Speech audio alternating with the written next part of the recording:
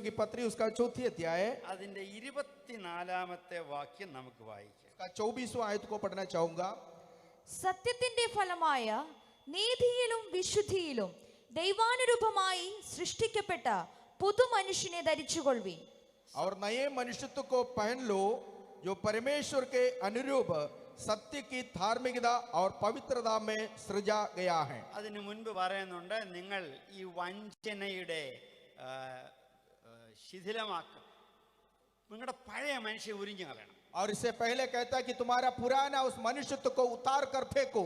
ആ പഴയ മനുഷ്യനെ പറഞ്ഞിരിക്കുന്ന ക്യാരക്ടറൈസേഷൻ, അദ്ദേഹം കറപ്റ്റഡ് ആണ്, അദ്ദേഹം ഡിസീവ്ഡ് ആണ്, അദ്ദേഹത്തിന്റെ ക്യാരക്ടർ മോശമാണ്. ഈ മനുഷ്യനെ ഉരിഞ്ഞു കളയണം. और उस पुराना मनुष्यत्व के बारे में लिखा हुआ है जो बुरे हैं और गंदे गंदे काम करते हैं और जिसका स्वभाव अच्छा नहीं है, खराब है, उसको स्वभाव समेत उतार कर फेंकने के लिए कहा गया है. നിങ്ങളുടെ മനസ്സിനകത്ത് ആത്മാവിൽ ഒരു രൂപാന്തരം ഉണ്ടാകണം, പുതുക്കം ഉണ്ടാകണം. आपके मन के अंदर आत्मा का एक नयापन, एक रूपांतर होना जरूरी है. നാം പുതിയ മനുഷ്യനെ ധരിക്കണം. हम उस नए मनुष्यत्व को पहन लेना है. ഇതാരാ ഈ പുതിയ മനുഷ്യൻ? ये नया मनुष्य कौन है? സൃഷ്ടിതാവായ ദൈവത്തിന്റെ രൂപത്തിൽ സൃഷ്ടിക്കപ്പെട്ടിരിക്കുന്ന ഒരു മനുഷ്യൻ. ये सृजनहार परमेश्वर के स्वरूप में रचा गया एक नया मनुष्य. ഈ ദൈവരൂപത്തിൽ വാർക്കപ്പെട്ടിരിക്കുന്ന മനുഷ്യന് യഥാർത്ഥമായ നീതിയുടെയും വിശുദ്ധിയുടെയും രൂപമുണ്ട്. परमेश्वर के स्वरूप में बनाया गया मनुष्य को धार्मिकता का और पवित्रता का असली रूप है. അപ്പൊ നമ്മൾ എങ്ങനെ യഥാർത്ഥമായ ഈ നീതിയുടെയും വിശുദ്ധിയുടെയും രൂപം കാണുന്നത്? तो हम कैसे उस धार्मिकता और पवित्रता का असली रूप को देखेंगे? സൃഷ്ടിതാവായ ദൈവത്തിന്റെ ഛായയാണ് യഥാർത്ഥമായ നീതിയും വിശുദ്ധിയും. सृजनहार परमेश्वर का छाया है असली धार्मिकता और पवित्रता. എനിക്ക് മുമ്പ് ദൈവത്തിനെ ശുശ്രൂഷിച്ച കർത്താവിന്റെ ദാസൻ ദൈവവചനത്താലും പരിശുദ്ധാത്മാവിനാലും ഉണ്ടായി വരുന്ന आंतरिक विशुद्धीकरणते कुछ പറഞ്ഞു. मेरे से पहले परमेश्वर का वचन के द्वारा परमेश्वर के श्रेष्ठ दास ने परमेश्वर के ओर से आने वाला पवित्रताई के बारे में और अलगदाई के बारे में सविस्तार बताया है. സാമുദായികമായോ മതപരമായോ ഉള്ള പ്രച്ഛന്ന വേഷങ്ങളല്ല ആന്തരികമായി ഉണ്ടായി വരുന്ന രൂപാന്തരമാണെന്നും അദ്ദേഹം സമർത്ഥിച്ചു. और उन्होंने इस प्रकार कहा, बाहरी तौर से दिखने वाला कोई प्रकटन नहीं है, हमारे भेषों के द्वारा, हमारे पहनावों के द्वारा दिखने वाला कोई बाहरी प्रकटन नहीं है, बल्कि वो अंदर से आना चाहिए करके उसने कहा है. എന്നിരുന്നാലും ഞാൻ രാവിലെ ഇട്ടുകൊണ്ട് വന്നിരിക്കുന്നത് കറുത്ത ജുബ്ബയല്ല, വെളുത്ത ജുബ്ബയാണ്. इतना कहने के बावजूद भी जो है मैं आज जो पहन कर आया हुआ कपड़ा वो काला कपड़ा नहीं है, बल्कि एक सफेद कुर्ता है. ഞാനൊരു വെളുത്ത പാന്റും കറുത്ത കുർത്തായും ഇട്ടുകൊണ്ട് വന്നിരുന്നെങ്കിൽ നിങ്ങൾ പറഞ്ഞേനെ ഉപദേശി ഉടുപ്പ് മാറ്റി വെച്ച് വരാൻ. अगर मैं एक काला चोगा और जो है एक सफेद पैंट पहनकर आ गया होता तो आप लोग कहते कि पास्टर जी जाकर आपका कपड़ा बदल कर आइए. അപ്പൊ നമ്മുടെയൊക്കെ മനസ്സിൽ വിശുദ്ധി ഒരു ശുശ്രൂഷയുടെ യോഗ്യത എന്നൊക്കെ പറയുമ്പോൾ നമുക്ക്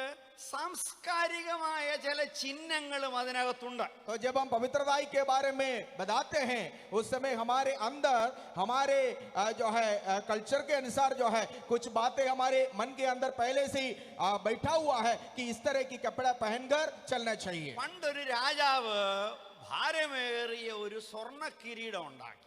एक बार एक राजा ने एक बहुत बड़ा सोने का मुकुट को बनाया जो बड़ा भारी था. തട്ടാൻ ഇതിനകത്ത് വെള്ളിയോ ചെമ്പോ ചേർത്തിട്ടുണ്ടോ എന്ന് രാജാവിന് ഒരു സംശയം. और उस समय जब मुकुट बनकर आया तो राजा के अंदर एक संदेह पैदा हो गया कि जो सोनार ने इसको बनाया है इसके अंदर तांबा या पीतल की कोई मिलावट किया है कि नहीं. കൊട്ടാരത്തിലെ ബുദ്ധിജീവിയായ തത്വചിന്തകനോട് പറഞ്ഞു, ഇതിനകത്ത് വെള്ളി ചേർന്നിട്ടുണ്ടോ ഇല്ലയോ എന്ന് നീ പറയണം. और उस समय उन्होंने महल के अंदर के लोगों को बुलाकर इस प्रकार कहा जो इस बातों के बारे में अच्छी जानकारी रखते हैं कि तुम लोगों को इस मुकुट को जांच पड़ताल कर कर कहना पड़ेगा कि इसके अंदर कोई मिलावट है या नहीं. അന്ന് വരെ സ്വർണത്തിന്റെ മാറ്റ് കണ്ടുപിടിക്കാൻ അവർക്ക് മാർഗമില്ലായിരുന്നു. और उस दिन तक सोने का जो है परखने का कोई तरीका उनके पास नहीं था. രാജകൽപ്പനയാണ്. क्योंकि ये अभी राजा का नया आज्ञा निकला है. ഈ ബുദ്ധിമാൻ, ഈ കണക്ക് ശാസ്ത്രജ്ഞൻ, ഈ ഫിലോസഫർ കഷ്ടപ്പെട്ടു പോയി. और ये जिसको ये ड्यूटी दिया गया है वो इस बातों के बारे में बड़ा परेशान हो गया. ഊണും ഉറക്കവും കളഞ്ഞ് അയാൾ ചിന്തിക്കുകയാണ്, എന്ത് വിദ്യ കണ്ടുപിടിക്കും. वो अपना खाना पीना सोना सब छोड़कर इसके बारे में मन लगाने लगा कि ये कैसे पहचाना जाएगा, कैसे परखेंगे कि इस मुकुट के अंदर तांबा या पीतल की कोई मिलावट किया है कि नहीं. അവരുടെ നാട്ടിൽ കുളിക്കാൻ മനുഷ്യര് വെള്ളം കോരി ഒഴിക്കുകയല്ലായിരുന്നു, ഒരു കുളിത്തൊട്ടിക്കകത്ത് കയറി കിടന്നാ കുളിച്ചോണ്ട്. और उस देश की संस्कृति के अनुसार लोग जो है पानी सर पर डालकर नहाते नहीं थे, बल्कि नहाने वाले टब में ये लोग पानी में लेट कर नहाते थे.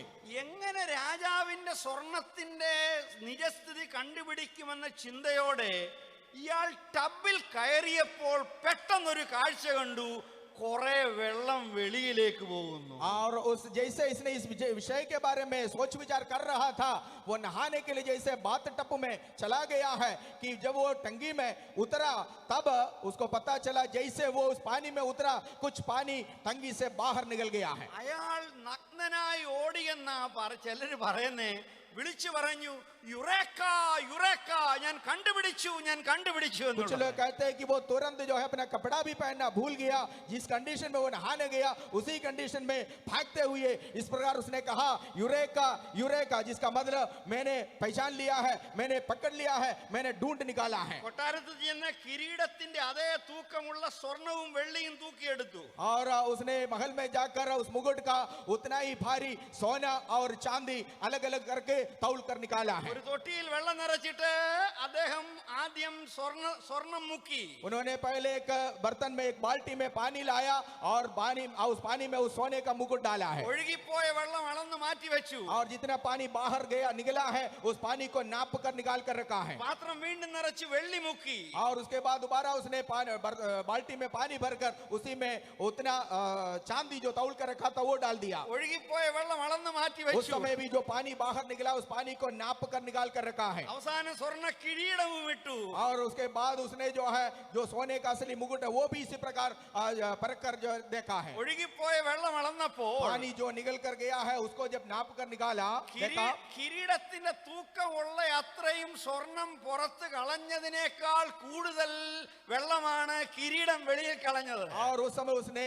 इस फर्क को समझ लिया है कि जितना सोना इसके अंदर होना चाहिए था उससे ज्यादा पानी जो है जब बाहर निकला है उन्होंने इस गलती को पकड़ लिया है. സ്വർണത്തിന്റെയും വെള്ളിയും തള്ളിക്കളഞ്ഞതിന്റെ ഏതാണ്ട് ഇടയ്ക്ക് വരുന്ന വെള്ളത്തിന്റെ അളവ്. और सोना और चांदी जब नाप कर देखा उस समय जितना पानी निकला है उसके लगभग बीच में आने वाला पानी उन्होंने निकाला है. കളിപ്പിച്ച തട്ടാനെ പിടികൂടി. और जो सोनार के बीच में गड़बड़ी किया था, जो मिलावट किया था, उसको पकड़ लिया है. ഈ സിദ്ധാന്തത്തിനാണ് ആർക്കിമിഡീസ് പ്രിൻസിപ്പിൾ എന്ന് നമ്മൾ സ്കൂളിൽ പഠിക്കും. और इस सिद्धांत को हम लोग आर्किमिडीज प्रिंसिपल कहा जाता है. ഞാൻ ഇന്ന് രാവിലെ തമ്പുരാനോട് ചോദിച്ചു, मैं आज सुबह प्रभु से पूछा 3 കുപ്പി വെള്ളവും കൂടെ കൊണ്ടുപോയി 3 बोतल में पानी ले जाके എനിക്ക് IPCയുടെ ആത്മീകത്തിന്റെ സത്യവും നിജസ്ഥിതി അളക്കാൻ ആർക്കിമിഡീസിനെ പോലെ സാധിച്ചിരുന്ന തമ്പുരാനെ എന്തോ ഒരു ഭാഗ്യമായിരുന്നു. मैंने इस प्रकार पूछा प्रभु से कि प्रभु इस प्रकार जैसे आर्किमिडीज ने किया है इसी प्रकार IPC के लोगों के पवित्रता के बारे में नाप कर उनको दिखाने के लिए एक खूबी अगर मेरे अंदर होता तो मैं क्या कौन होता. അത് വലിയ ബുദ്ധിമുട്ടുള്ള ഒരു പരിപാടിയാണ്. ये एक बहुत बड़ी मुश्किल की बात है. അപ്പൊ നമുക്ക് ഈ വാക്യത്തിലേക്ക് തിരിച്ചു വരാം. तब हम इस वचन की ओर वापस आएंगे. ദൈവപ്രതിമയായ പുതിയ മനുഷ്യനെ ധരിക്കുമ്പോൾ परमेश्वर का प्रतिरूप परमेश्वर का छाया जो असली मनुष्य उसको जब हम पहन लेते हैं വാസ്തവമായ നീതിയും വിശുദ്ധിയും ഉണ്ടായി വരും എന്നാണ് ഇവിടെ പറഞ്ഞിരിക്കുന്നത്. यहाँ पर लिखा हुआ है असली धार्मिकता और पवित्रता ही हमारे जीवन में प्रकट होगा. അപ്പൊ അത് എങ്ങനെയാണ് അളക്കാൻ പറ്റുന്നേ? ये कैसे हम नाप सकते हैं.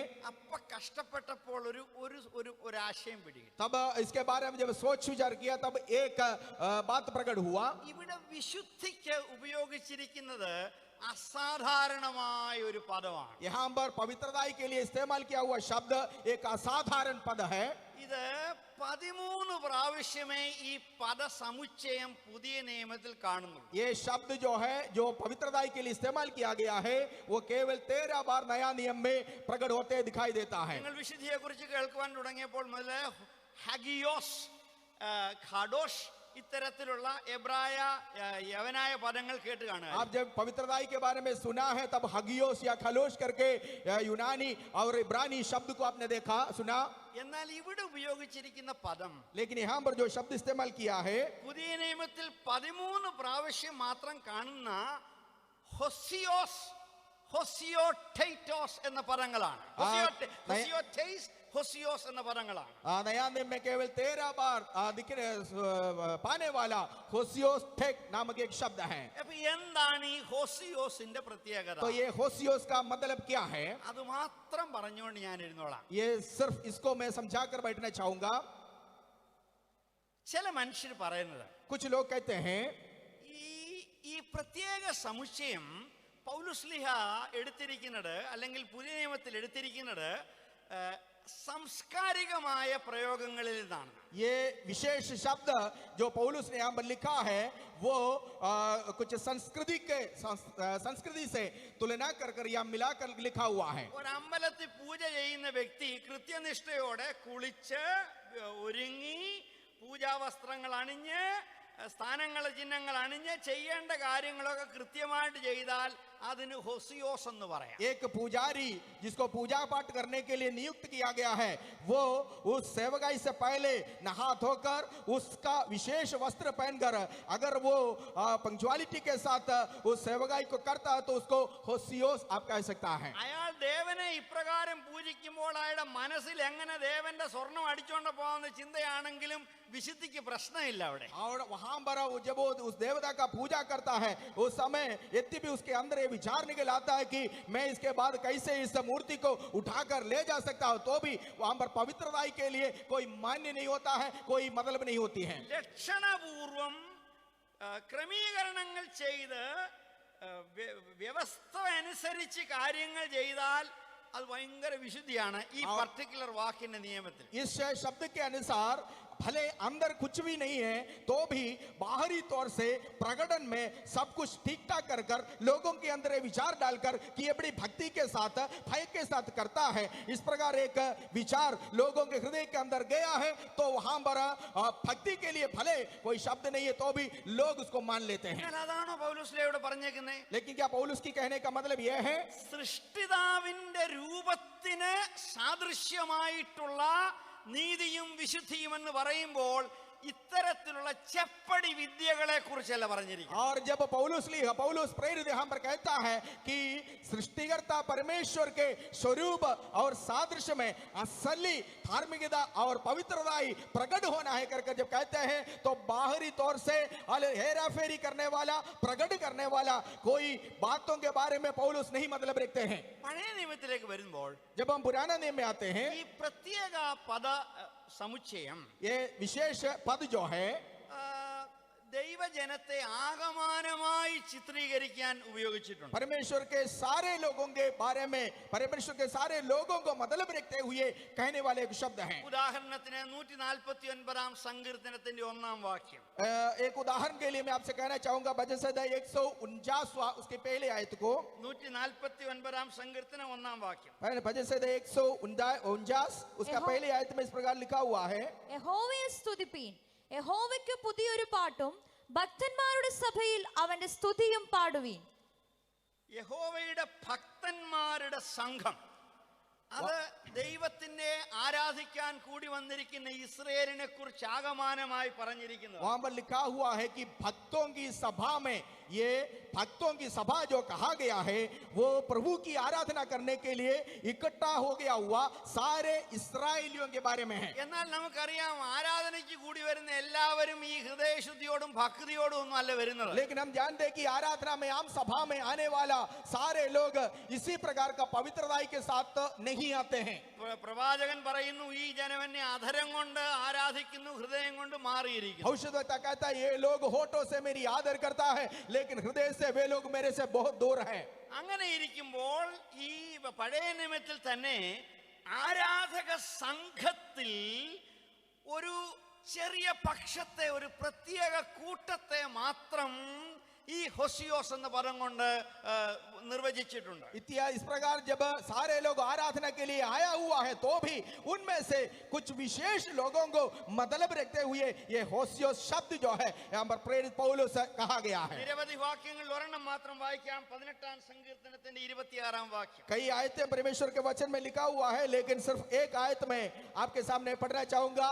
भजन संहिता 18 उसका 26वां आयत को हम देखेंगे. 18:26. നിർമ്മലനോട് നീ നിർമ്മലനാകുന്നു, വക്രനോട് നീ വക്രത കാണിക്കുന്നു.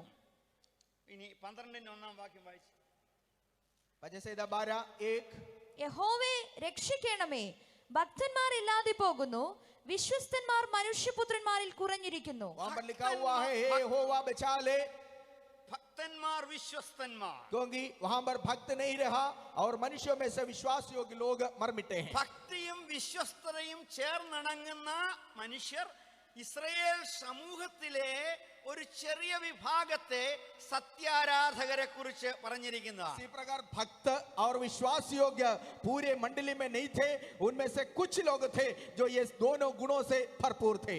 മൂന്നാമതായിട്ട് तीसरी बात, ഇസ്രായേലിന്റെ ചരിത്രത്തിൽ കർത്താവിനും പ്രവാസത്തിനും ഇടയ്ക്കുള്ള കാലത്ത് इस्राएल के इतिहास में प्रभु यीशु मसीह और लोगों की गुलामी की समय के बीच में യഹൂദ സംസ്കാരം അവരുടെ മേൽ അടിച്ച് അമർത്തി ഏൽപ്പിക്കപ്പെട്ടിരുന്ന ഒരു സമയത്ത് जब यहूदियों का संस्कृति उनके ऊपर दबाव के साथ राज्य कर रहा था, ജനം മുഴുവൻ യഹൂദവൽക്കരിക്കപ്പെട്ടപ്പോൾ അതിന് വിരോധമായി ചെറുത്തുനിന്ന ഒരു ഭക്ത സംഘമുണ്ട്.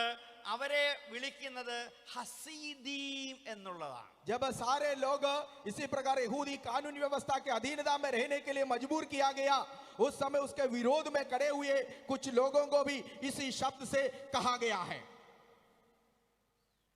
യവനായ സംസ്കാരം അടിച്ചേൽപ്പിക്കുന്നതിനെയും യവനായ സംസ്കാരം ഇസ്രയേലിന്റെ ദൈവത്തോടുള്ള പവിത്രതയെ കോംപ്രമൈസ് ചെയ്യുന്നതിനും വിരുദ്ധമായി ചെറുത്തുനിന്ന ഒരു പക്ഷം ആൾക്കാരാണ് ഈ ഹസീദീം എന്ന് പറയുന്നത്. यूनानी संस्कृति को लोगों के ऊपर उसको पाने के लिए मजबूर करते हुए दबाव में जब लाया था, उस समय उसके विरुद्ध में खड़े हो गए कुछ लोगों को भी मतलब रखते हुए ये होसियो शब्द को इस्तेमाल किया हुआ है. കർത്താവിന്റെ കാലമായപ്പോഴേക്കും जब प्रभु यीशु मसीह का समय आया, ഈ ഹസീദീം എന്ന് പറയുന്നവർ രണ്ട് ശാഖയായി പിരിഞ്ഞു. ये लोग जो हसीदीम कहा जाता है वो दो शाखा में बट गया है. ഒരു കൂട്ടര് പര്യവസാനിച്ചത് പരീശന്മാരായിട്ടാണ്. और उनमें से एक झुंड फारिसी लोगों के नाम से जाना गया, മറ്റൊരു കൂട്ടർ പര്യവസാനിച്ചത് और दूसरे झुंड जो है ചാവ് കടലിന്റെ തീരത്ത് പാർത്തിരുന്ന വിശുദ്ധന്മാരുടെ ഗണമായിട്ടാണ്. और वे लोग जो है डेड सी के जो है किनारे रहने वाला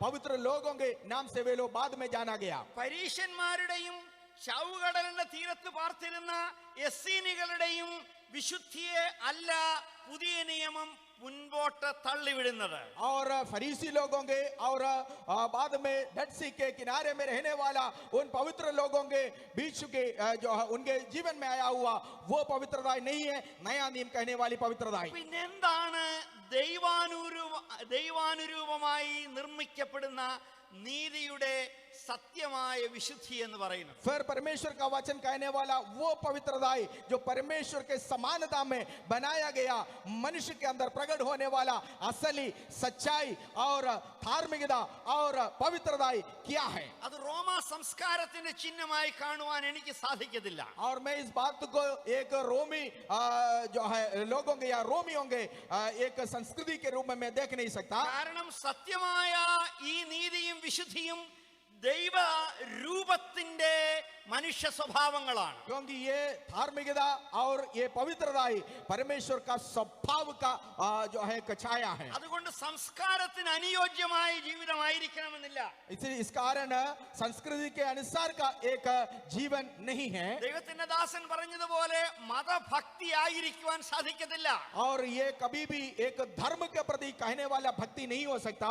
എന്താണ് സത്യമായ യഥാർത്ഥമായ നീതിയും ശുദ്ധിയും? और असल में परमेश्वर की वचन के अनुसार धार्मिकता और सच्चाई क्या होता है അതേക്കുറിച്ച് അല്പം കൂടെ പുറകോട്ട് വായിച്ചാൽ അല്പം പിടികിട്ടും. उसके बारे में हम अगर थोड़े से और पीछे मुड़कर देखें तो हमें ज्यादा समझ में आ जाएगा. 20-ാം വാക്യത്തിൽ എന്താ പറയുന്നത്? इफिसियों की पत्री 4:20 में क्या कहा गया है? നിങ്ങൾ അങ്ങനെ അല്ല മിശിഹായെ പഠിച്ചത്. और तुमने इस प्रकार मसीहा के बारे में नहीं सीखा. നിങ്ങൾ മിശിഹായെ കുറിച്ച് കേട്ടിട്ടുണ്ടെങ്കിൽ, अगर तुमने मसीहा के बारे में सुना है, അവനിൽ ആയിരിക്കുന്നത് പോലെ സത്യം നിങ്ങളെ പഠിപ്പിച്ചിട്ടുണ്ടെങ്കിൽ, जैसे उनमें है इसी प्रकार अगर सच्चाई को तुम्हें सिखाया गया है. ഞാൻ അതിനെ ഒന്നുകൂടെ അടുക്കോടെ പറയട്ടെ. और मैं उसको और जो है सही तरीके से कहूं, നിങ്ങൾ മിശിഹായുടെ സുവിശേഷം കേട്ടപ്പോൾ, जब तुमने मसीहा के सुसमाचार को सुना है, നിങ്ങൾ സത്യത്തിന്റെ വചനം, രക്ഷയുടെ വചനമായ സുവിശേഷം കേട്ട് വിശ്വസിച്ചപ്പോൾ, जब आपने सच्चा सुसमाचार को सुनकर प्रभु यीशु मसीह पर जब विश्वास किया, മിശിഹായിലുള്ള സത്യം നിങ്ങളെ ദൈവസഭയുടെ ഉപദേശകന്മാർ പഠിപ്പിച്ചപ്പോൾ, मसीहा के बारे में जो सच्चाई परमेश्वर के दास लोग जब आपको सिखाया है, നിങ്ങൾ സുവിശേഷം കേൾക്കുകയും നിങ്ങളെ അതിന്റെ സത്യം പഠിപ്പിക്കുകയും നിങ്ങളത് പഠിക്കുകയും ചെയ്തപ്പോൾ, जब आपको वचन सुनाया गया, आपने उसको सुना है और सीखा है, ദൈവസഭയുടെ ചില സ്വഭാവങ്ങളിലൂടെ കാണാനായിട്ട് സാധിക്കും. परमेश्वर की कलीसिया का कुछ स्वभाव को भी आपने सीख लिया है. സുവിശേഷം പ്രചരിപ്പിക്കുക മാത്രമല്ല, केवल सुसमाचार का घोषणा करना नहीं है, യേശുവിനെ പ്രസംഗിക്കുക മാത്രമല്ല, यीशु मसीह के बारे में प्रचार करना केवल नहीं है, യേശുവിന്റെ ഉപദേശം പഠിപ്പിക്കുന്ന ശുശ്രൂഷ, और यीशु मसीह के उपदेश को सिखाने वाला सेवकाई भी, മിശിഹായെ പഠിപ്പിക്കുക, और मसीहा के बारे में सिखाना है, മിശിഹായെ പ്രചരിപ്പിക്കുക, मसीहा के बारे में घोषणा करना है, മിശിഹായെ പഠിപ്പിക്കുക, मसीहा के बारे में सिखाना, വിശ്വസിക്കുന്നവർ പഠിതാക്കളായി മാറുക, और विश्वास करने वाला सीखने वाला बन जाए, അവർ പഠിക്കുക, और वे सीखें, അവർ ക്രിസ്തുവിനെ പഠിക്കുക, और वे मसीहा को सीखें, യേശുവിനെ പഠിക്കുക, यीशु मसीह को सीखें, മിശിഹായെ പഠിക്കുക. यीशु मसीह को सीखें, വചന പഠനം മിശിഹായുടെ പഠനമാണ്. और वचन की पढ़ना या वचन की मनन करना मसीहा को हम सीखते हैं. അങ്ങനെ പഠിക്കുമ്പോൾ जब हम इसी प्रकार सीखते हैं, ദൈവത്തിന്റെ ദാസൻ ദൈവവചനത്തിന്റെയും പരിശുദ്ധാത്മാവിന്റെയും പ്രാധാന്യവും റോളും ഈ കാര്യത്തിൽ വ്യക്തമാക്കിയതാണ്. और परमेश्वर का दास परमेश्वर की वचन की महत्वपूर्णता और परमेश्वर की वचन की घोषणा करने के बारे में यहाँ पर स्पष्ट रूप से कहता है. നമ്മുടെ മനസ്സുകൾക്ക് രൂപാന്തരം വരും. और हमारे मन के अंदर तब एक रूपांतर होगा. പഴയതിനെ ഉരിഞ്ഞു കളയും, हम पुराना उस स्वभाव को उतार कर फेंकेंगे പുതിയതിനെ ധരിക്കും. और एक नयापन को स्वीकार करेंगे, पहन लेंगे. ആ പുതിയ ധരിക്കുന്ന മനുഷ്യത്വം എന്ന് പറയുന്നത് वो नया मनुष्य जो हमने पहन लेता है, സൃഷ്ടിതാവായ ദൈവത്തിന്റെ സാദൃശ്യത്തിൽ സൃഷ്ടിക്കപ്പെട്ടിരിക്കുന്നതാണ്. सृजनहार परमेश्वर के स्वरूप में और समानता में सृजा गया है. അത് നീതിയുടെയും വിശുദ്ധിയുടെയും യഥാർത്ഥമായ രൂപമാണ്. और धार्मिकता का और पवित्रता का असली रूप है वो. മിശിഹ പഠിപ്പിക്കുന്ന मसीहा जो सिखाते हैं ദൈവരൂപമാകുന്ന और परमेश्वर का जो स्वरूप है സത്യവും അസലുമായിരിക്കുന്ന और सच्चाई और असलियत जो है നീതിയും വിശുദ്ധിയും എന്താണ്? और धार्मिकता और पवित्रता क्या है, അത് ദൈവത്തിന്റെ സ്വഭാവമാണ്. वो परमेश्वर की स्वभाव है.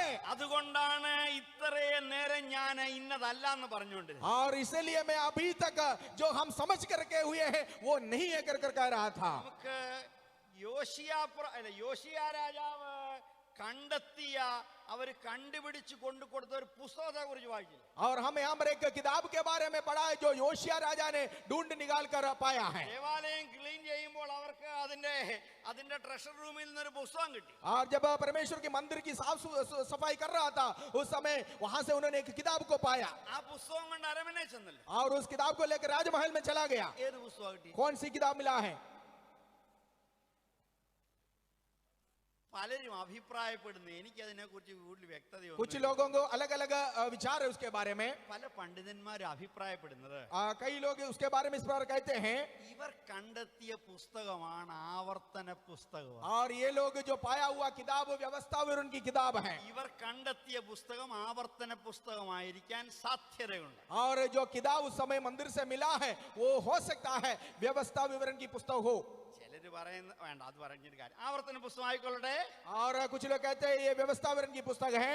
അതിന്റെ 32-ാം അധ്യായം उसका 32वां आयत को हम देखेंगे, അതിന്റെ 4-ാം വാക്യം ഒന്ന് വായിച്ചു. उसकी 4th आयत को हम देखेंगे. व्यवस्था विवरण की पुस्तक 32 का 4. അവൻ പാറ, അവന്റെ പ്രവൃത്തി അത്യുത്തമം, അവന്റെ വഴികളൊക്കെയും ന്യായം, അവൻ വിശ്വസ്തതയുള്ള ദൈവം, വ്യാജമില്ലാത്തവൻ, നീതിയും നേരുമുള്ളവൻ തന്നെ. ദൈവത്തെ കുറിച്ചുള്ള ഒരു വർണ്ണന നമുക്കിവിടെ കാണാനായിട്ട് സാധിക്കും. परमेश्वर के बारे में यहाँ पर एक वर्णन को हम देखते हैं. God who is just in all his ways. परमेश्वर उनके हर एक कामों में धर्मी और न्यायी है. തന്റെ വാക്കിലും പ്രവൃത്തിയിലും വിശ്വസ്തനായിരിക്കുന്നു. उनके कामों में और उनकी जो है बातों में वो विश्वास योग्य परमेश्वर है. പാപമില്ലാത്തവൻ, ഊനമില്ലാത്തവൻ, കുറവില്ലാത്തവൻ, और उनमें किसी प्रकार की पाप नहीं है, कमी नहीं है, खट्टी नहीं है. നേരും നെറിയുമുള്ളവൻ, हाँ, पूरा सच्चाई के साथ चलने वाला, धार्मिकता के साथ चलने वाला കരുണയുള്ളവൻ, और दयालु परमेश्वर നീതിജ്ഞൻ. और वो धार्मिक परमेश्वर है. ഈ ദൈവത്തെ കുറിച്ച് മോശ പാടിയതായ വർണ്ണനയാണ് സൃഷ്ടിതാവായ ദൈവത്തിന്റെ രൂപത്തിലുള്ള സത്യമായ വിശുദ്ധിയും നീതിയും എന്ന് इस പറയുന്നത്. परमेश्वर के बारे में मूसा ने जो गीत गाया है वही है सृजनहार परमेश्वर की असली धार्मिकता और पवित्रताई. ദൈവം കരുണയുള്ളവനാണ്, परमेश्वर करुणामय परमेश्वर है, ദയാപരനാണ്, दयालु परमेश्वर है. വാക്കു പാലിക്കുന്നവനാണ്, वो अपने बातों को पालन करने वाला है, വിശ്വസ്തനാണ്, विश्वास योग्य है, നീതി ഉള്ളവനാണ്, और वो धर्मी परमेश्वर है നേരുള്ളവനാണ്, और सच्चा है. വാക്കു പറഞ്ഞാൽ മാറാത്തവനാണ്, वो वायदा करके बदलने वाला नहीं, വാഗ്ദത്തങ്ങൾ നിർവഹിക്കുന്നവനാണ്, वायदों को पूरा करने वाला है. തന്നെ തന്നെ സ്നേഹച്ചരടുകളാൽ തന്റെ ജനത്തോട് अपने കെട്ടിയിട്ടിരിക്കുന്നവനാണ്. आप को प्रेम की डोरी में अपने लोगों के साथ बांधने वाला परमेश्वर है. അപ്പന് മക്കളോട് കരുണ തോന്നുന്നത് പോലെ തന്റെ ഭക്തന്മാരോട് കരുണ जैसे कि पिता തോന്നുന്നവൻ. अपने बालकों पर दया करता है इसी प्रकार अपने भक्तों के ऊपर दया करने वाला परमेश्वर है. ആ ദൈവത്തിന്റെ രൂപം, और वो परमेश्वर का स्वरूप, ആ ദൈവത്തിന്റെ സ്വഭാവം, वो परमेश्वर का स्वभाव, ആ ദൈവത്തിന്റെ വിശ്വസ്തത, वो परमेश्वर की विश्वास योग्यता. പർവ്വതങ്ങൾ കുലുങ്ങിയാലും സമുദ്രത്തിലെ വള്ളം വറ്റിപ്പോയാലും മാറിപ്പോകാത്ത ദൈവത്തിന്റെ സ്ഥിരതയുള്ള चाहे വിശ്വസ്തത. पहाड़ हट जाए और समुद्र की पानी सूख जाए तो भी परमेश्वर की वो करुणा कभी न बदलता है. ഇതിനെ എല്ലാം കൂടെ ഒറ്റ വാക്കിൽ എബ്രായ വേദോസം പറയുന്ന ഹെസദ് എന്ന വാക്കാണ്. और ये सब के बारे में इब्रानियों की पुस्तक में एक शब्द कहता है हेसद. ഹെസദ് എന്ന് പറഞ്ഞാൽ हेसद का मतलब ഈ है സകല അർത്ഥങ്ങളും ये सारे बातों की संपूर्ण मतलब है. നമ്മുടെ ഇംഗ്ലീഷ് ബൈബിളിൽ ചിലയിടത്ത് ഇങ്ങനെ പറയുന്നത് steadfast love of the Lord. और इंग्लिश बाइबल में कई जगहों में इस प्रकार लिखा हुआ है परमेश्वर का न बदलने वाला प्रेम സ്ഥിരതയുള്ള ദൈവത്തിന്റെ സ്നേഹം. और स्थिर रहने वाला परमेश्वर की प्रेम. ഹെസദ് ആചരിക്കുന്നവൻ അവൻ ഹസീദാണ്. और जो हसद को मानता है वो जो है हसीद परमेश्वर है. ഭക്തനാണ്, वो भक्त होता है, നീതിജ്ഞനാണ്, वो धर्मी परमेश्वर है, വിശുദ്ധനാണ്. वो पवित्र है. ദൈവ സ്വഭാവത്തിന്റെ സ്ഥിരത പോലെ ദൈവ സ്വഭാവത്തെ പകർത്തിയെടുത്ത് ക്രിസ്തുവിനെ പഠിച്ച് അവനെ അനുകരിച്ച് പകർത്തിയെടുത്ത് അനുസരിക്കുന്നതാണ് വാസ്തവമായ സത്യമായ നീതിയും വിശുദ്ധിയും എന്ന് मसीहा പറയുന്നത്. का स्वभाव के बारे में समझकर सीखकर जो अपने जीवन के द्वारा उसी स्वभाव को प्रकट करने वाला परमेश्वर की असली धार्मिकता में और पवित्रता में बने रहने वाला पवित्र होता है. ഇത് വാസ്തവമായി അക്ഷരികമായി കാട്ടിത്തന്ന ഒരു മനുഷ്യനുണ്ട്. और इसको सच्चाई में हकीकत में हमारे आंखों के सामने प्रकट किया हुआ एक मनुष्य है. അതുകൊണ്ട് അപ്പോസ്തല പ്രവൃത്തികൾ 2-ാം അധ്യായം 27-ാം വാക്യം, इसलिए प्रेरितों के पुस्तक उसका दूसरा अध्याय का 27वें आयत में 13-ാം അധ്യായത്തിന്റെ 35-ാം വാക്യത്തിൽ, और उसकी 13वीं अध्याय का 35वां आयत में भी, ഇബ്രായ ലേഖനം 7-ാം അധ്യായത്തിന്റെ 26-ാം വാക്യം इब्रानियों की पत्री 7 की 27 में भी യേശു ക്രിസ്തുവിനെ കുറിച്ച് പറയുന്നത് यीशु मसीहा के बारे में कहता है പവിത്രനായവൻ, वो पवित्र है, പരിശുദ്ധനായവൻ. वो पवित्र परमेश्वर है. യഥാർത്ഥമായ ഒരു മനുഷ്യൻ और ഹസീദായിട്ടുണ്ടെങ്കിൽ एक मनुष्य वाक्य में हसीद बन गया है. ദൈവത്തിന്റെ സകല സമ്പൂർണതയും ദേഹരൂപമായി വസിച്ച മനുഷ്യ ശരീരമാണ് परमेश्वर की യേശുവിന്റെ सारे ശരീരം. धार्मिकता एक साथ होकर बसाया हुआ बना रहा हुआ एक मनुष्य था प्रभु यीशु मसीह.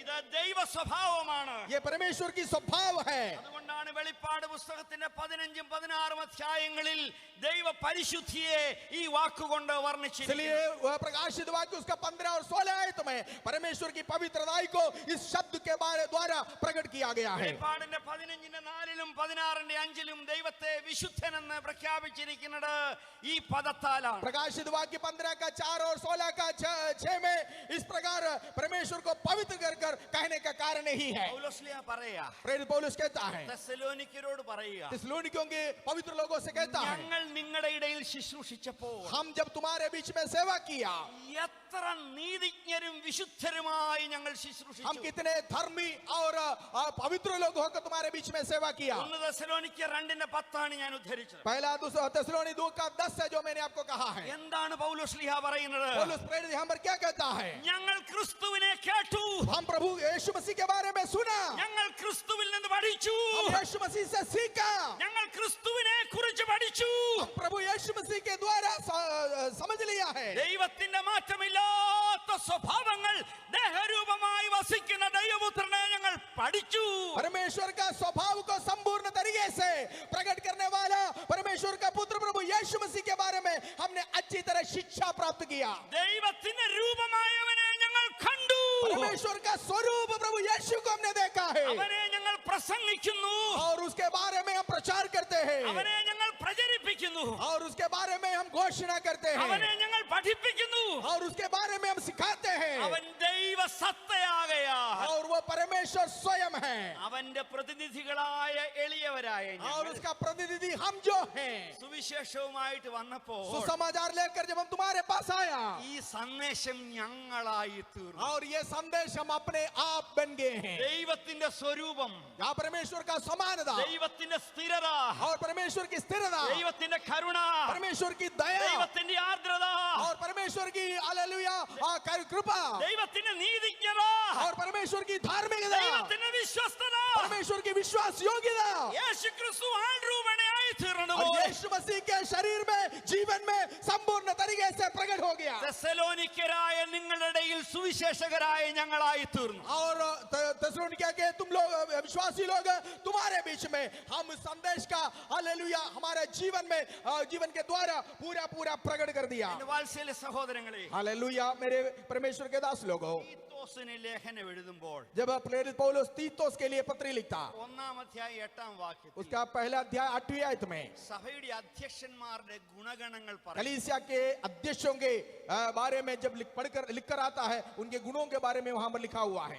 അതിഥിപ്രിയനും സൽഗുണപ്രിയനും സുബോധശീലനും നീതിമാനും നിർമ്മലനും ജിതേന്ദ്രിയനും പത്യോപദേശത്താൽ പ്രബോധിപ്പിപ്പാനും വിരോധികൾക്ക് ബോധം വരുത്തുവാനും ശക്തനാകേണ്ടതിന് ഉപദേശപ്രകാരമുള്ള വിശ്വാസ്യ വചനം മുറുകെ പിടിക്കുന്നവനുമായിരിക്കണം. Thank you.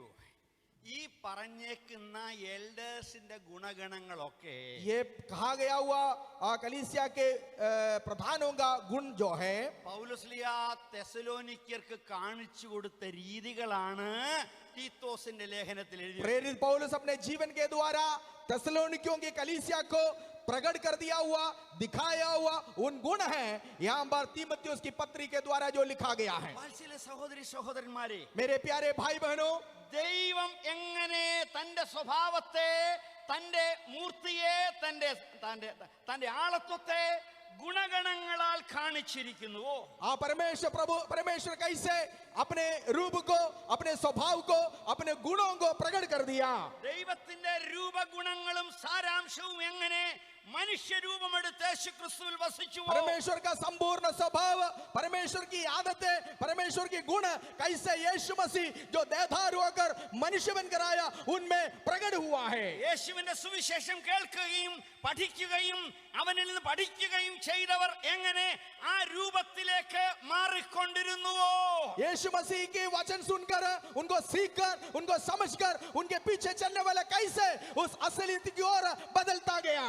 എങ്ങനെ യേശുക്രിസ്തുവും ദൈവിക ശുശ്രൂഷകന്മാരും ആദിമകാലങ്ങളിൽ ആധികാരികതയുടെ കാലങ്ങളിൽ ദൈവത്തിന്റെ മുഖത്തെ അവരുടെ ജീവിതത്തിൽ പ്രദർശിപ്പിച്ചുവോ പ്രതിബിംബിപ്പിച്ചുവോ, कैसे प्रभु यीशु मसीह और प्रेरित लोग यीशु मसीह की संपूर्ण स्वभाव उन समय के दुनिया के सामने, अधिकारियों के सामने, उनके जीवन के दौरान, गवाही के दौरान प्रकट कर दिया हो. 96ാമത് ജനറൽ കൺവെൻഷൻ ഇന്ന് വിളിക്കുന്നത് 96 हमारे ये कन्वेंशन में जो हम आ पहुंचे हैं, എന്നെ പോലെയുള്ള ശുശ്രൂഷകരെയാണ്. और आज मुझे और आपको वहां पर पुकार रहा है. നിന്റെ സൃഷ്ടിതാവിൽ നിന്ന് പഠിക്കുക, आपके सृष्टिकर्ता से सीखो, നിന്റെ രക്ഷകനെ പഠിക്കുക, आपके उद्धारकर्ता के बारे में നിന്റെ सीखो. രക്ഷകൻ നിന്നെ പഠിപ്പിക്കട്ടെ, आपका उद्धारकर्ता आपको सिखाने दे, നിന്റെ രക്ഷകൻ നിന്നെ ദൈവത്തിന് യോഗ്യമാകുന്ന മനുഷ്യത്വം പഠിപ്പിക്കട്ടെ. योग्य एक ईमानदारी को, मनुष्यत्व को, धार्मिकता को और नम्रता को सिखाए। ദൈവിക ശുശ്രൂഷകന്മാർ യേശു ക്രിസ്തുവിന്റെ സ്വഭാവത്തിൽ പങ്കുചേരട്ടെ. और परमेश्वर की सेवकगण प्रभु यीशु मसीह की स्वभाव में भागीदारी हो। അങ്ങനെ വരുമ്പോൾ जब हम इसी प्रकार होते हैं, നമുക്ക് യാഥാർത്ഥ്യത്തോടുകൂടെ, हम उस समय हम असलियत के साथ, അധികാരത്തോടുകൂടെ अधिकार के साथ ദൈവസഭയെ പഠിപ്പിക്കാനായിട്ട് സാധിക്കും. कलीसिया को हम सिखा पाएंगे। നാം नाम ചീഞ്ഞ് വഞ്ചിക്കപ്പെട്ടു പോകുന്ന പഴയ മനുഷ്യനെ അല്ല ഇട്ടുകൊണ്ട് നടക്കേണ്ടത്. हम हमारा उस पुराना मनुष्यत्व को पहनकर नहीं चलना चाहिए जो हमें धोखा देता है, हर प्रकार की अपवित्रता की ओर हमें ले जाता है।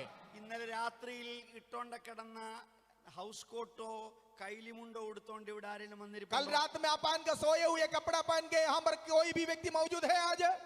ഇല്ലല്ലോ. कोई नहीं है ना? നമ്മൾ കുളിക്കുന്നതിന് മുമ്പേ हम नहाने से पहले ഇന്നലത്തെ ഉടുപ്പൊക്കെ ഊരി കളഞ്ഞു, कल का पूरा वस्त्रों को हमने बदल दिया है കൈലിയും ടീഷർട്ടും ഒക്കെ ഊരി വെച്ചു. और हमारे घर के सारे कपड़े जो हम पहनते हैं घर में रात में वो सब हम उतार कर रखे हैं കുളിച്ച് സുന്ദരക്കുട്ടപ്പന്മാരായി और हम नहाकर सुंदर हो गए हैं। തേച്ച് വെച്ചിരുന്ന പുതിയ വസ്ത്രം ധരിച്ചു. और आज पहनने के लिए हमने पहले से साफ करके रखा हुआ, प्रेस करके रखा हुआ साफ सुथरा कपड़ा पहनकर हम पर मौजूद है। കുളിച്ചേച്ച് വിയർത്ത വസ്ത്രം ഇടാൻ നമുക്ക് ധൈര്യമുണ്ടോ? और हम में से कोई भी ऐसा व्यक्ति है जो नहाने के बाद वो पुराना कपड़ा जिसमें हमारा पसीना है, बदबू है, वो पहनने के लिए चाहेंगे? നമ്മുടെ ജുബ്ബായ, और हमारा ही कपड़ा है നമ്മുടെ കൈലേസ, നമ്മുടെ ഹാൻകർചീഫ്. और हमारा ही हैंडकरचीफ है, പക്ഷെ ഇന്നലെ എടുത്ത സാധനം, लेकिन जो कल हमने इस्तेमाल किया, ഇന്നലെ വരെ പോക്കറ്റിൽ ഉപയോഗിച്ചുകൊണ്ട് കിടന്ന സാധനം कल तक हमारे जेब में रखा हुआ हमारा रुमाल है जो है, രാവിലെ പിന്നെ തിരികാൻ പറ്റത്തില്ല. और आज सुबह फिर उठाकर कोई अपने जेब में डालेगा നാം വൃത്തിയായ ഒരു ഹാൻകർചീഫ് നോക്കും. और हम एक साफ सुथरा हैंडकरचीफ हर बार ढूंढेंगे। കാരണം എന്താ? इसका मतलब क्या है? നാം കുളിച്ചു വൃത്തിയായി क्योंकि हम अभी नहाकर शुद्ध हो गए हुए लोग हैं। യേശുവിനെ കേട്ടിരിക്കുന്നത് സഹോദരാ, यीशु मसीह की इंतजार करने वाले प्यारे भाई, സുവിശേഷം ശ്രവിച്ച സഹോദരി, हालेलुया प्यारे बहन, ദൈവത്തിന്റെ വചനം പഠിക്കുന്ന സഹോദരാ, परमेश्वर का वचन सीखने वाले प्यारे भाई, ദൈവത്തിന്റെ വചനം പഠിപ്പിക്കുന്ന സഹോദരി, परमेश्वर का वचन सीखने वाले प्यारे बहन, പഴയത് വഞ്ചനയാണ്, पुराना वाला धोखा देने वाला जीवन है പഴയത് നശ്വരമാണ്, और पुराना वाला नाश होने वाला जीवन പഴയത് है കാലഹരണപ്പെട്ടതാണ്, और पुराना वाला बदलने वाला एक जीवन है। അത് ദൈവമുഖം കാണിക്കുന്ന കണ്ണാടിയല്ല, वो परमेश्वर का प्रतिरूप को दिखाने वाला शीशे नहीं है, അതിനെ ഉരിഞ്ഞു കളയുക. उसको उतार कर फेंको। ദൈവ സ്വഭാവത്തിലുള്ള മനുഷ്യത്വത്തെ ധരിക്കുക, परमेश्वर के स्वभाव का असली मनुष्यत्व को पहनना है, ക്രിസ്തുവിനെ ധരിക്കുവാൻ. मसीह को पहनने के लिए। അതാണ് ഈ കൺവെൻഷൻ നമ്മളെ വിളിച്ചു കൊണ്ടുവരുന്നത്. वही है इस कन्वेंशन की हालेलुया मतलब, और इस कन्वेंशन में हर एक को इस कन्वेंशन के द्वारा उसी बात की ओर पुकार आ रहा है। ബ്രിട്ടനിൽ പണ്ടൊരു മഹാരാജ്ഞി ഉണ്ടായിരുന്നു. ब्रिटेन में एक रानी थी, പേര് പറയത്തില്ല, इसका नाम मैं नहीं बोलना चाहूंगा ലോകം അവരെ മാനിക്കുന്ന മഹാറാണിയാണ്. क्योंकि दुनिया उसको इज्जत सम्मान देने वाले एक महारानी है, പക്ഷെ പുള്ളിക്കാരിക്ക് ഒരു സോക്കേടുണ്ട്, लेकिन उसके अंदर एक कमी थी, കുളിക്കത്തില്ല. वो कभी नहाती नहीं थी। അപ്പൊ ഞാൻ ഈ സംഭവം കേട്ടപ്പോ വിചാരിച്ചു, എന്റെ കർത്താവേ, അപ്പൊ രാജകൊട്ടാരത്തിൽ ആരും വരാതിരിക്കാനാണോ മഹാറാണി जब इस കുളിക്കാതിരിക്കുന്നത്? घटना को मैंने पढ़ा, मैंने जाना, तब मैं सोचा प्रभु इसका राज क्या हो सकता, क्या बदबू के कारण महल के अंदर को ना आए, इसका विचार यही है। അപ്പൊ ഞാൻ ചോദിച്ചു, ബ്രിട്ടീഷുകാരോട് ചോദിച്ചു, അപ്പൊ നിങ്ങളും അതുപോലെ തന്നെ ആയിരിക്കും ഇല്ലയോ? അറിയത്തില്ല, സോറി. तो मैंने उस समय लोगों से इस प्रकार पूछा, जो मैंने को इस प्रकार कहा है कि क्या आप लोग भी ऐसे हैं? പക്ഷെ അവരെന്നോട് പറഞ്ഞു, तब उन्होंने मेरे से कहा, രാജ്ഞിയുടെ അടുത്ത് പോയിരിക്കുന്നവർ പറയുന്നത്, और रानी के करीब जाने वाले लोग कहते हैं, കുളിച്ചില്ലേലും രാജ്ഞിക്ക് ദുർഗന്ധമില്ല. और भले वो नहाती नहीं है तो भी उसकी शरीर से कभी बदबू नहीं निकलते हैं। അപ്പൊ ഞാൻ വിചാരിച്ചു, ഇവര് വിയർക്കാത്ത ജീവിയായിരുന്നു. तो मैं सोचा कि क्या ये कभी इसके शरीर से पसीना नहीं निकलते थे? കാര്യം എന്നാന്നറിയാമോ? कारण क्या है? കുളിക്കത്തില്ലേലും भले नहाते नहीं है, വസ്ത്രത്തിൽ അവിടെ ഇവിടങ്ങളിലൊക്കെ ലോകത്തിലെ ഏറ്റവും വില കൂടിയ സുഗന്ധദ്രവ്യം തിരികെ കയറ്റി വെക്കും. तो उसके कपड़े में जगह जगह में दुनिया के सबसे बड़ा खुशबू देने वाला जो है इत्तरों को अपने शरीर में वो बोतलों में लगा कर रखते थे। രാവിലെ കുളിച്ചേച്ച് ആരെങ്കിലും അനിയന്റെ പെർഫ്യൂം ബോട്ടിൽ തപ്പിയാന്ന് പോയത് എന്തിനാ? ഇന്നലത്തെ ഉടുപ്പിനെ വിശദീകരിക്കാനായിട്ട്. और सुबह आप में से कोई कितने ऐसे हैं जो सुबह नहाने के बाद, कपड़ा पहनने के बाद घर में लोगों को जो परफ्यूम की बोतल मांगा हो, क्योंकि कल का जो है पसीना का बदबू आज आपके कपड़े से, शरीर से ना निकले। കുളിച്ചവൻ വൃത്തിയുള്ള വസ്ത്രം അന്വേഷിക്കുന്നത് പോലെ जैसे एक नहाया हुआ व्यक्ति एक साफ सुथरा कपड़े की तलाश में है, നമുക്കൊരാഗ്രഹം ഉണ്ടായി വരണം, हमारे अंदर एक इच्छा को पैदा होना है, നമുക്കൊരാവശ്യം ഉണ്ടായി വരണം. एक जरूरतमंद बंदे होना है। ഒരു സുഗന്ധത്തെ കുറിച്ച് ഒരു ആഗ്രഹം ഉണ്ടാകണം. यीशु मसीह के सुगंध हमारे जीवन के द्वारा निकलने की एक प्यास हमारे अंदर होना चाहिए। യേശു എന്ന വിശുദ്ധനെ